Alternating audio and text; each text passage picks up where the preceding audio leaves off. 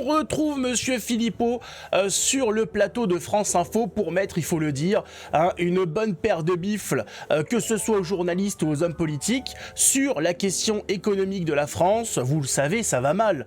Ça va mal depuis que Macron a mis les pattes. Enfin, ça allait mal déjà avant, il faut le dire, on était à 2000 milliards de dettes avant Macron. Alors Macron a décidé il s'est dit que c'était pas assez. Voilà, il aimait pas beaucoup. Voilà, il trouvait que 2, c'était pas joli. Il préfère 4. Donc là, il a vraiment visé, il se dit 4000 milliards de dettes, c'est quand même plus sympa, c'est plus joli. C'est plus rond, c'est plus plus il y a de monde, plus la fête est folle. Et donc il y va. Nous sommes actuellement à peu près à 3500 milliards de dettes. Et il en a fait 1500 lui tout seul en quelques années. Je suis sûr et certain. J'ai confiance en Emmanuel Macron pour atteindre les 4000 milliards de dettes d'ici la fin de son quinquennat. J'ai pas peur de le dire, il va réussir. Et donc, jusqu'à maintenant, ils n'ont pas réussi à faire d'économies. Pourtant, Macron, avant son premier mandat, avait expliqué qu'il ferait chaque année 40 milliards d'économies, je crois, 40 ou 70 milliards d'économies faciles, finger in the nose, avec des patins sur les couilles. On attend toujours. 1500 milliards de dettes plus tard, on attend toujours les économies. Si elles ont été faites, elles ont voyagé. Elles ne sont pas revenues. Je sais pas où sont-elles. Donc, on a compris. On est face à des gens qui veulent détricoter la France, qui veulent la détruire. Alstom qui a été vendu. Dernièrement, nous avons une usine chimique de laquelle dépendait notre armement nucléaire qui a été vendu aux Chinois. Bon, on a bien compris qu'il se fout de la gueule du monde, monsieur l'économiste, le Joule de la finance. On a bien compris qu'il se foutait de la gueule des Français. Et donc, il y en a plein qui sont passés, il y a plein de monde qui est passé en disant mais voilà, il suffit de faire ça, effectivement. Et là, c'est au tour de Philippot d'expliquer à peu près comment on fait des économies. Très simplement, en prenant l'argent là où il est, et surtout là où il ne sert à rien d'être dépensé. Et vous allez voir que ce qui est intéressant, c'est contrairement aux propos qui a pu être tenus, aux propos qui ont été tenus par exemple Bayrou et compagnie sur l'histoire de les Français vont devoir des efforts. Là où Philippot fait des économies, les Français n'ont pas besoin d'efforts parce que ça les concerne pas directement, les économies. Là, il tape dans des portefeuilles qui ne sont pas celui des Français. C'est ça qui est intéressant, c'est la différence d'objectifs, la différence de dégraissement. On a le gouvernement en place qui dit non, pour faire des économies, il va falloir taper dans les poches des Français, alors que les autres disent non, pas du tout, il suffit de taper dans vos poches à vous, politiciens corrompus. Il suffit d'aller regarder dans vos ministères, dans les boîtes de vos copains que vous avez fait, dans toutes les administrations, les associations à la con de vos copains. Et là, il y a de l'économie à faire. Mais bizarrement, je sais pas, Bayrou et Macron sont peut-être pas au courant, je sais pas. C'est très bizarre. En tout cas, mettez un pouce, abonnez-vous et on écoute ce qu'a à dire Monsieur Philippot. Au vieillissement. Taxer plus les retraités n'apportera pas un centime de plus aux actifs. Ça, c'est une course à l'échalote pour tirer tout le monde vers le bas. Nous arrêtons de financer l'Union européenne en la quittant. On gagnera 20 milliards par an. Ça, c'est intéressant. On arrête de financer l'Ukraine. On réunira des milliards par an. C'est intéressant. On ferme des agences comme l'Arcom, comme l'ADEME, qui coûte 4 milliards 3 par an. On fait un plan, vraiment une thérapie de choc. On supprime les conseils régionaux qui servent à rien. On supprime les intercommunalités. On supprime les conseils économiques, sociaux, environnementaux régionaux. On fait des milliards et des dizaines de milliards d'euros d'économies par an. La Cour des comptes européenne vient de dire il y a 7 milliards d'euros que l'Union européenne a donné à des ONG, on ne sait même pas lesquelles, qui ont disparu. On n'a plus de traces. C'est notre argent. L'argent de l'Union européenne, c'est le nôtre. Aux retraités. Non, pas touche aux Français qui ont déjà suffisamment subi. On fait de l'économie sur l'argent qui part vers une oligarchie prédatrice. Voilà. L'Union européenne, l'OTAN, l'OMS, les agences que je vous ai citées qui sont des fromages pour les copains du système. Et puis cette infrastructure des conseils régionaux, des intercos. On n'y comprend plus rien et ça coûte une fortune. C'est juste pour également avoir des milliers... On peut supprimer aussi la cantine à l'Assemblée. Ouais, je pense qu'ils ont de quoi quand tu touches avec les bonus, avec les enveloppes, etc. Pour s'équiper en informatique, des enveloppes par rapport aux frais de communication, etc. On a les députés qui touchent à peu près 27 000 euros par mois. Quand on prend l'ensemble, leur salaire plus tous les à côté, je crois que quand tu es à 27 000 balles par mois, il y a moyen de se nourrir tout seul. Je pense qu'il y a des économies comme ça à faire. C'est 1 milliard, juste les salaires des députés par an, c'est 1 milliard d'euros qui sont pris dans les poches des Français. Il s'agirait de faire des économies. D'ailleurs, à quoi servent les députés au final ? On le voit, quelqu'un a trouvé un intérêt aux députés ces derniers temps ? Allez, il y a eu le député RN qui a fait sauter les ZFE en France, d'accord. Lui, il a été excellent. Mais voilà, il en faut 2 fois moins. On voit bien qu'ils servent à rien, les autres. C'est nul. Pourquoi il y en a presque 600 ?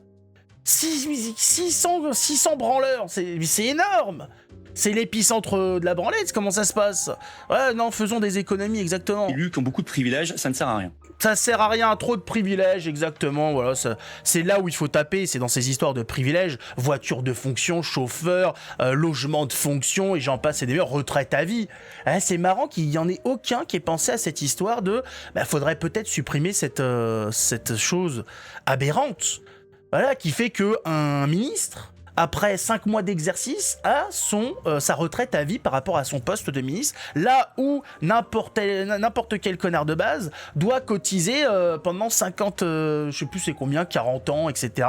Voilà. Et après, il y a une moyenne par rapport à ces, je sais plus, 10 dernières années. C'est marrant, il y en a qui doivent se tuer à la tâche pour espérer toucher un salaire, et on a des ministres, ils touchent leur salaire d'anciens postes, d'avocat ou je ne sais quoi, leur salaire en tant que ministre de ci, ministre de ça, ils ont été, je sais pas, députés, enfin voilà, comme Hollande par exemple. Hollande, lui, c'est c'est le French Dream. Le gars, il a été président, une retraite de président, retraite de député. Il est à nouveau député, donc en plus, il touche de l'argent.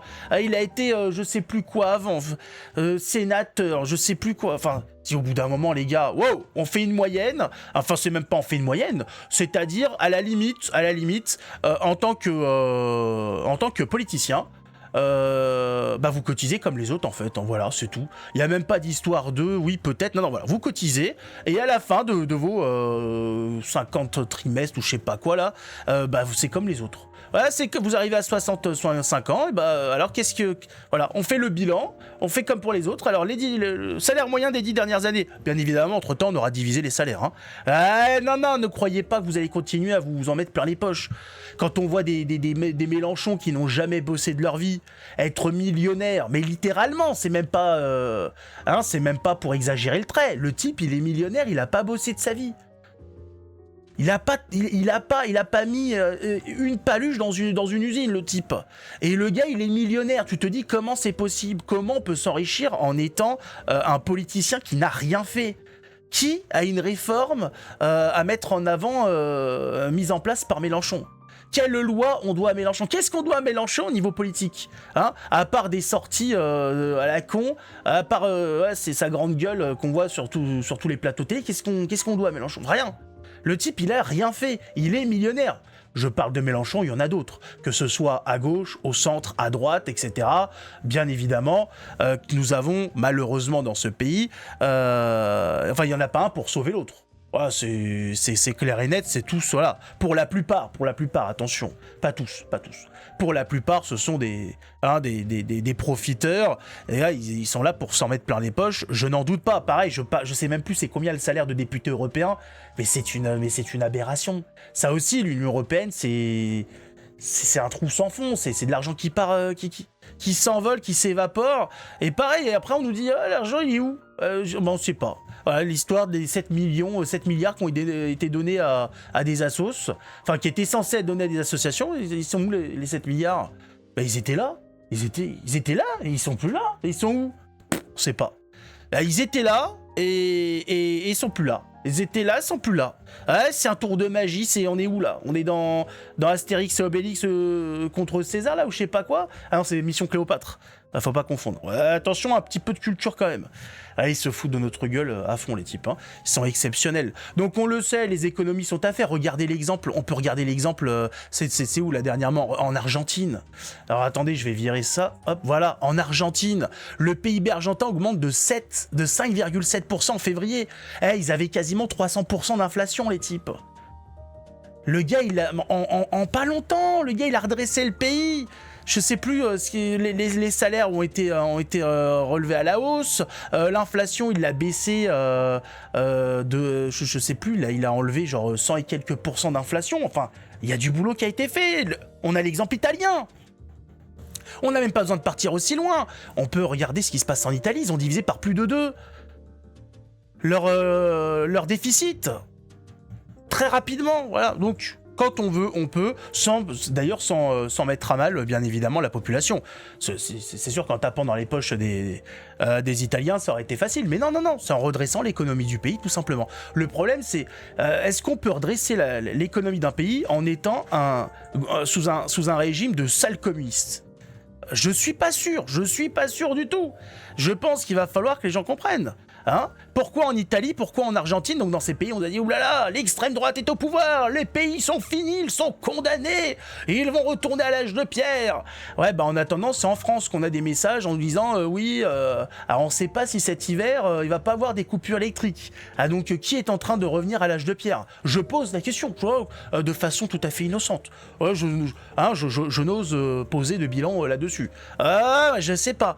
En tout cas, pour ce qui est de l'Argentine, de l'Espagne par exemple ou de l'Italie, ils vont mieux, ça va mieux, voilà, ils mènent des politiques de redressement et ça redresse.